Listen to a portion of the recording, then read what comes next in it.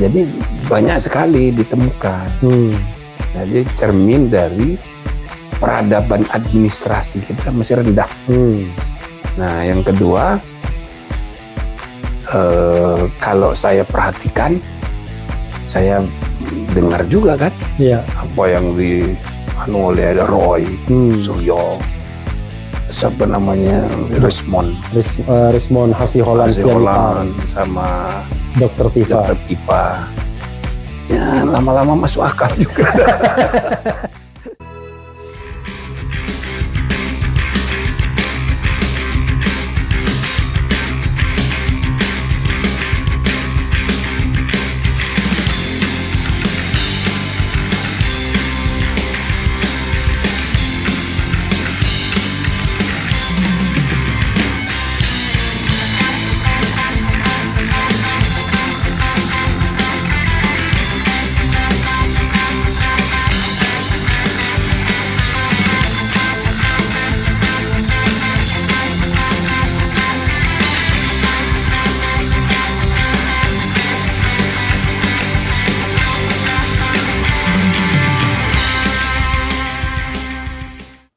Ya, ijazah ini apa ya?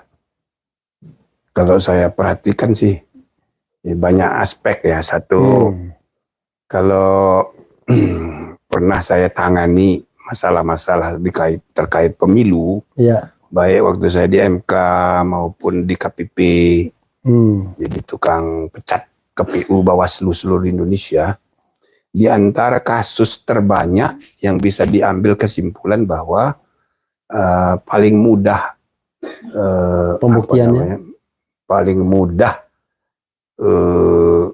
dijadikan alat untuk menjatuhkan lawan politik, ialah isu ijazah. Nah, jadi kasus ijazah palsu itu banyak sekali, dan itu baik untuk pilkada maupun pileg, ada aja cara menjatuhkan ijazah, karena administrasi ijazah ini masih bermasalah sejak lama, apalagi kalau tingkatnya SD, SMP gitu kan. Nah, maka mulai 2014, sebelumnya kan untuk jadi caleg itu cukup SMP, dinaikkan jadi SMA. Nah, jadi itu yang saya sehingga begitu mendengar ada isu ini, ya ini cara menjatuhkan lawan politik. Kalau kita nggak suka sama orang, cari itu urusan ijazahnya. Nah, gitu loh. Ya kan? Kadang-kadang memang ada masalah tentang administrasi ijazah itu. Saya rasa ijazah saya juga kalau dipersoalkan bisa kena juga saya ini. Ijazah ibtidaiyah saya itu beda namanya itu dengan sekarang, cara nulisnya. Jadi kan bisa spellingnya beda. Ya, spellingnya beda, dan kepanjangannya juga cara nulisnya beda. Kalau sekarang As-Siddiqi, kan? ASSHIDDIQIE. Gitu. Kalau berubah kan jadi beda. Tapi bukan hanya spelling. Ijazah saya itu As-Siddiq, gitu loh. Jadi nggak pakai Q, pakai K, tapi As-Siddiq, gitu. Jadi banyak sekali ditemukan. Jadi cermin dari peradaban administrasi kita masih rendah. Nah, yang kedua, kalau saya perhatikan, saya dengar juga kan, apa yang oleh Roy Suryo, siapa namanya, Rismond Hasiholan sama Dr. Tifa. Ya, lama-lama masuk akal juga. Sebelum saya tanya yang agak menukik gitu, begini Prof, kan kalau kita bicara ijazah itu kan, kalau kita bicara tentang asli dan tidaknya, kan bisa jadi ijazah itu asli, tetapi cara memperolehnya tidak benar. Iya, bisa macam-macam. Iya, macam-macam kan. Nah, jadi bisa aja ijazahnya benar, tapi ternyata tadi belangko institusi pendidikannya, ada orang dalam dan lain sebagainya, Nah, karena itu kan juga dilihat dari skripsinya kan, misalnya. Kalau skripsinya tidak ada atau bermasalah, ya pasti skripsinya bermasalah kan. Iya. Gitu. Tapi begini, Prof, yang ingin saya terlepas ini kan, Prof kan banyak tuh pergaulannya di pemerintahan, di politik, di society. Apa struggle for power gini? Apa sebenarnya kalau tadi Prof mengatakan ini cara untuk menjatuhkan lawan politik. Tapi kalau kita lihat soal ijazah ini, justru yang pertama kali menyebutkan palsu itu namanya Bambang Trimulyono. Dia membuat tulisan buku karena dia itu mantan wartawan. Dia wartawan bukan mantan wartawan waktu itu. Dia membuat buku Jokowi Undercover. Laki-laki yang tidak memiliki ijazah apa begitulah. Tapi bukan UGM itu masih ijazah SMA. Iya. Yang dia jadi yang persoalkan. dipermasalahkannya itu SD, SMP, SMA.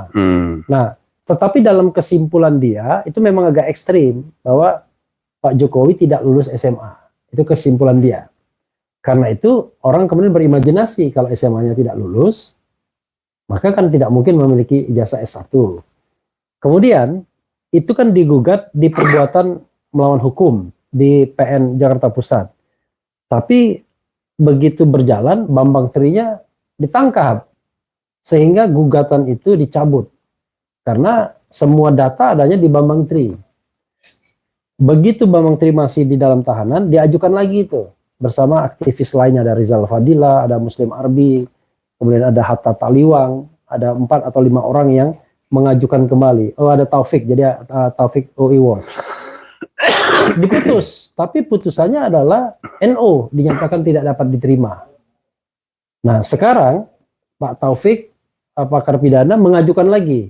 Tapi ada juga kemudian akhirnya teman-teman yang tadinya tidak ke ranah pidana, Egy Sujana CS, akhirnya melaporkan ini ke Bareskrim Mabes Polri tanggal 9 Desember. Tidak diproses, tapi baru diproses setelah Pak Jokowi mengadukan pencemaran nama baik. Jadi kalau misalnya baru diproses, maksudnya dua-duanya diproses. Dua-duanya diproses. Oh, ya baguslah. Dua-duanya diproses. Biar adil. Ya, tetapi proses terhadap pencemaran nama baik ini kelihatan jauh lebih masif, lebih cepat. Karena hari itu melapor, hari itu juga diperiksa. Tapi lucunya adalah tidak jelas siapa yang dilaporkan. Masih teka-teki. Nah, dari 3 fora ini, kalau sebagai statesman, ya kan, negarawan, Prof. Kan sebenarnya kan rakyat ini terlepas soal rivalitas politik misalnya. Rakyat ini kan punya right to know. Hak untuk tahu. Sesuai dengan prinsip good government dan clean government. Ini ijazahnya ini memang benar ada atau enggak? Fake atau original? Nah, ada 3 forum sekarang berkembang. Ya. Tetapi bisa jadi 3 forum tersebut tidak sampai kepada pembuktian adanya ijazah itu. Mungkin suggestion Prof seperti apa sebaiknya? Ya, jadi kalau dipelajari ya, karena ini udah meluas Ya. masalahnya, jadi bukan lagi soal jadi campur aduk ini, ya kan? Politik, hukum, macam-macam. Jadi kalau menurut saya ini kemungkinan besar akan lama, panjang. Oke. Dan kebetulan ini campur aduk dengan kekecewaan kepada terpilihnya Gibran. Oke. Ya kan? Ya. Intinya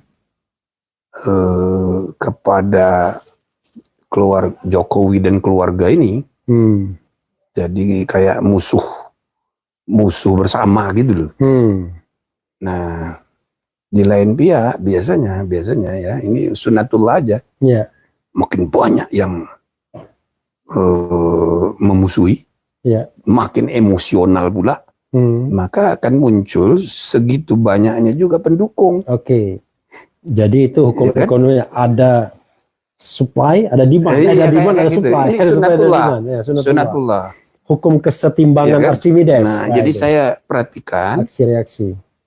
emosinya ini makin meluap, baik bagi haters maupun lovers. Nah, makin tidak rasional. dan kira-kira ini akan berlangsung terus 5 tahun. Oke. Kan ini ada kaitan juga dengan impeachment, Oke. ya kan? Nah, campur aduk gitu. Sedangkan impeachment kalau menurut saya Ya. bukan soal normatif, Ya. tapi Realitas politik. realitasnya nggak mungkin, Ya. karena pasti presidennya akan melindungi wakilnya. Alasannya? Kuncinya itu di presiden, Ya. karena dialah yang memegang kendali koalisi Kim. Oke. Jadi 2/3 DPR, 2/3 di MPR itu ada di tangan koalisi yang dipimpin oleh Ketua Umum Partai Gerindra yang adalah presiden. Yang presiden itu adalah ketika capres dia yang memilih calon wakilnya itu. Ya. Nah, sehingga pasti dia melindungi. Nah, maka selama 5 tahun ini akan terus bergulir. Gitu loh. Termasuk misalnya sikap kepada Jokowi. Kalau menurut saya itu dia jadi korban aja tuh. Kesian juga itu. Jadi apapun yang dia lakukan pasti dipersepsi cawe-cawe. Padahal dia ini sudah bukan. Kenapa ini orang masih datang gitu kan? Ya kan? Nah, jadi ini akan terus. Kenapa diperlakukan begitu? Ya karena anaknya jadi wakil dan wakilnya 5 tahun. Ya. Gitu loh. Nah, jadi ini akan berlangsung sampai 2029. Gitu loh. Nah, apapun nanti keputusan dari proses peradilan pasti tidak akan memuaskan. Tidak memuaskan pihak yang dikalahkan. Tapi begini, Prof. Sebenarnya kan orang harus gentleman ya. Dengan proses peradilan, kan Prof pernah mengatakan pengadilan itu adalah tempat terbaik untuk menjawab persoalan ini. Ya. Nah, yang dituntut dari kalangan mereka yang menuntut soal ijazah ini sebenarnya ada sebuah forum yang terbuka, yang transparan lah. Kemudian akuntabel, saintifik untuk membuktikan bahwa ada atau tidaknya. Soal misalnya konsekuensi nggak terlalu dipikirkan yang saya lihat observasi. Yalah, makanya sebetulnya yang jadi objektum litis, objek permasalahannya itu ijazahnya ini kan. Ya. Ya kan? Tapi sekarang udah melebar. Misalnya Jokowi karena merasa diperlakukan tidak adil, dia kan mengadu. Ya. Ya kan? Nah, jadi pengaduannya itu pencemaran nama baik. Ya. Ya kan? Nah. Ya, ada lagi kayak siapa namanya Gus Nur, ya kan, sama Babang Tri itu kan pemidanaannya itu kan tidak terkait dengan ijazah, tapi terkait dengan menyebarkan berita bohong, menyebarkan berita di medsos, ya kan, mengenai ijazah palsu, mengenai ijazah yang mempermalu dan macam-macam lah. Jadi melebar masalahnya. Pemidanaannya itu bukan kepada substansi. Nah, jadi kalau menurut saya memang begini. Pertama, kita harus mencarikan forum yang netral untuk memutus. Dan memang kalau dicari anunya ya, misalnya ada usul tim independen segala macam. Itu tetap aja kan harus memutus masalahnya. Nah, forum pemutus yang paling mungkin bisa dipercaya itu asal dikelola dengan baik ya pengadilan. Cuma forum pengadilan yang mana? Kan kalau mau mempersoalkan ijazah, ini kan produk administrasi. Mestinya di pengadilan TUN. Tata Usaha Negara. Tapi TUN sudah kadaluarsa. Lalu kalau begitu di mana? Saya rasa apa yang dilakukan oleh siapa namanya yang di Solo itu? Taufik. Dr. Taufik. Saya rasa mungkin itu jauh lebih baik.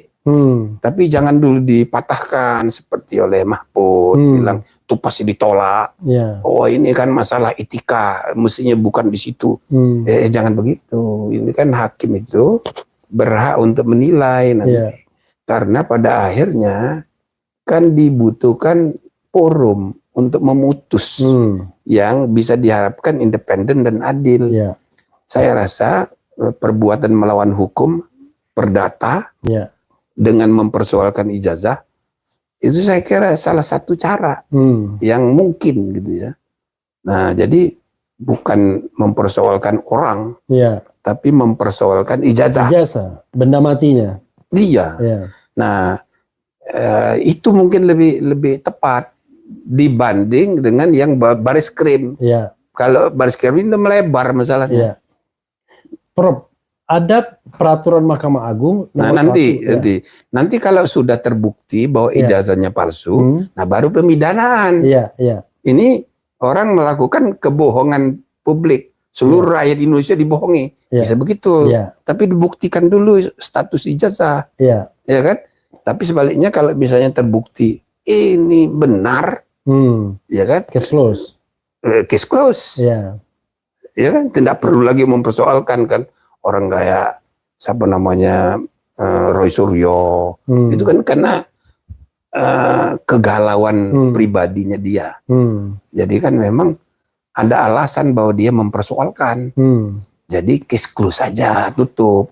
Nggak usah lanjut ke pemidanaan. Prof, yang Prof katakan itu memang ada mekanismenya. Itu Perma nomor 1 tahun 56. Jadi Perma itu mengatakan kalau ada kasus perdata dan pidana jalan bareng, maka diselesaikan perdatanya untuk menentukan hak-hak keperdataan. Nah, ini kan kalau misalnya hak keperdataannya itu sudah jelas bahwa misalnya pemilik ijazah dan itu asli Jokowi, kan selesai. Pidananya kan nggak perlu lagi. Iya. Nah, cuman persoalannya, Prof, ini tiga-tiganya jalan. Jadi yang pidananya nggak di-stop. Bahkan sudah memanggil bukan saksi istilahnya apa, pihak yang diundang untuk klarifikasi. Walaupun klarifikasi tapi itu kan masih baris krim, belum ke pengadilan. Tapi Polda juga ada jalan juga. Iya, artinya itu kan masih tingkat penyidikan. Nanti di pengadilan bisa punya kebijakan bahwa itu di hold, ditunda gitu sampai putusan di Jogja apa Solo itu? Di Solo. Topik itu. Di Solo. Itu didahulukan. Jadi saya rasa didahulukan itu. Karena dia kan pendekatannya perdata. Mempersoalkan ijazahnya. Iya. Itu kan hanya cari cara aja. Iya. Sebetulnya yang paling tepat itu di tone. Iya. Nah, tone ini harus dievaluasi juga. Harusnya dia tidak perlu terlalu membatasi hak konstitusional orang untuk mempersoalkan produk administrasi yang dianggap melanggar. Ya.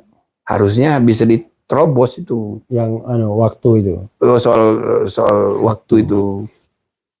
Tapi begini, ada satu hal yang kemudian agak menghambat untuk di Solo itu, karena akhirnya Pak Jokowi tidak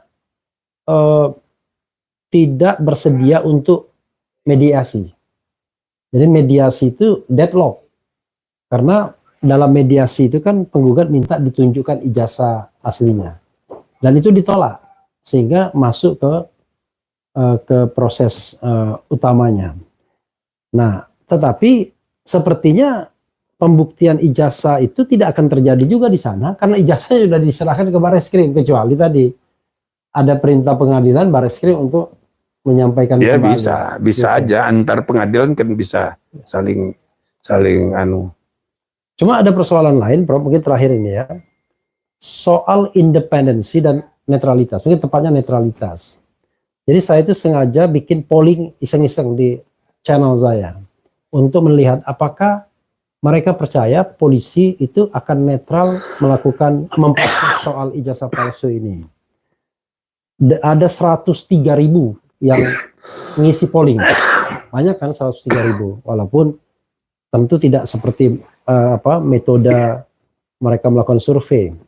Itu hanya 7% saja yang percaya bahwa polisi atau penegak hukum akan bertindak netral. 93% tidak setuju.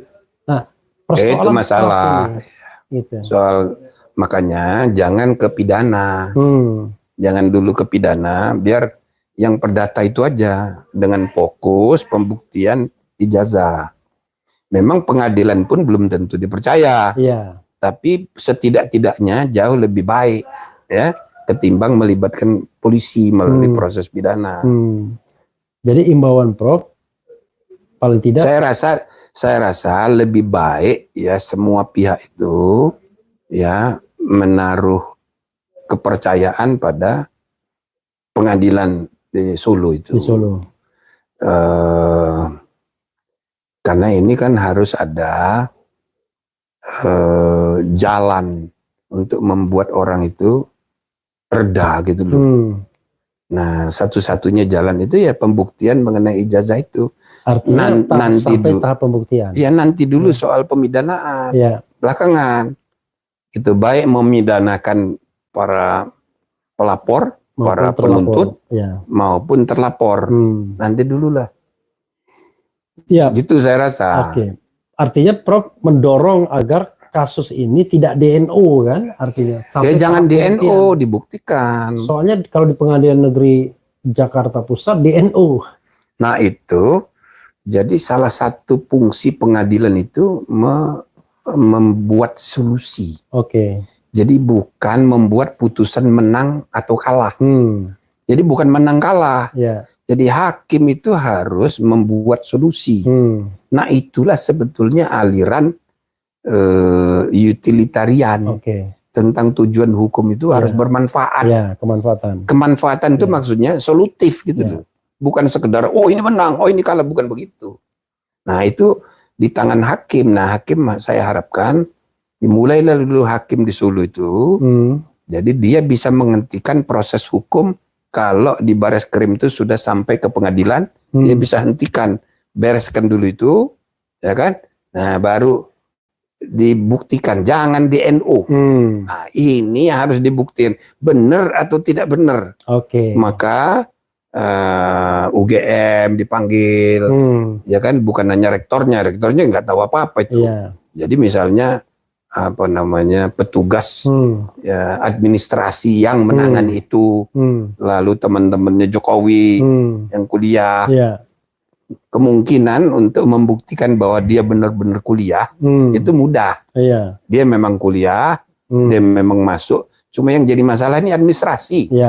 Tanggal berapa, tahun berapa mulai masuk, tahun berapa dia keluar, skripsinya tahun berapa, ijazahnya tahun berapa. Ini kan harus dikelirkan, ya kan? Nah kalau udah clear nanti, misalnya ternyata, waduh ada mafia, itu kan mafia di Gajah Mada, ya bisa aja terbukti. Nah biar itu dibuktikan di pengadilan. Ini penting untuk nama baik UGM juga, dan bahkan nama baik perguruan tinggi, gitu loh. Oke, Prof. Ya, saudara sekalian ya, mudah-mudahan ini ada solusinya, tidak berlarut dan kemudian pengadilan perdata itu bisa menjadi solusi sehingga kita tidak perlu saling mempidanakan dulu. Yang paling penting adalah ada klarifikasi, clearance. Ya, jangan sampai orang seperti Gus Nur, Bambang Tri itu bertambah lagi. Di penjara tanpa tahu. Ya, jadi fungsi penjara itu ya. Itu untuk resosialisasi. Maka namanya dulu penjara. Sekarang namanya LP. Lapas. Lembaga Pemasyarakatan. Maksudnya untuk resosialisasi. Tapi orang masuk penjara sekarang ada 3 macam. 30% itu enggak tobat. Enggak tobat. Jadi enggak tobat dan malah dendam. Karena merasa dizalimi. Dan banyak sekali, itu jumlahnya 30%. Nah, yang kedua yang tobat itu cuma 30%. Tapi yang gawat tuh yang 40%. Yang 40% itu makin jadi. Jadi penjara itu nggak efektif. Penjara itu hanya ya efektif 30%. Nah, makanya jangan mudah-mudah memenjarakan orang. Jadi itu bukan solusi. Dan tidak kapok juga dia. Ya itu dia tidak kapok itu. Yang 30% pertama yang marah-marah itu. Jadi orang kayak Gus Nur, orang kayak Bambang Tri sampai mati dia nggak terima. Enggak terima, Ya. dia merasa dizalimi. Iya. Nah, itu contoh gitu. Ya. Maka para hakim, para penegak hukum harus memahami bahwa ya pemenjaraan itu bukan solusi. Gitu loh. Oke. Untuk memperbaiki kualitas perilaku publik. Pemenjaraan itu hanya sukses 30%. Nah, untuk kasus ini sudah terbukti ada Gus Nur, Dan ada Bambang Tri. Ya. Artinya tidak akan efektif untuk membenahi kelakuan manusia Indonesia. Jadi itulah sebabnya para ahli sejak para filosof sudah berabad-abad menyebut ultimum remedium untuk yang namanya pemidanaan. Jadi peradilan pidana itu harus belakangan. Walaupun mantan presiden yang langsung mengadu, tunggu dulu, ini terakhir. Nah, tapi kalaupun misalnya polisi sudah segera bertindak, ya boleh aja karena dia merasa nggak enak juga kan. Nah, tapi nanti di tangan hakim yang menangani itu harus betul-betul dipastikan ini ultimum remedium, dan yang kedua jangan gampang-gampangan memenjarakan orang. Nah, gitu loh. Banyak dosa nanti menjarakan orang nggak tobat gitu. Oke, saudara sekalian.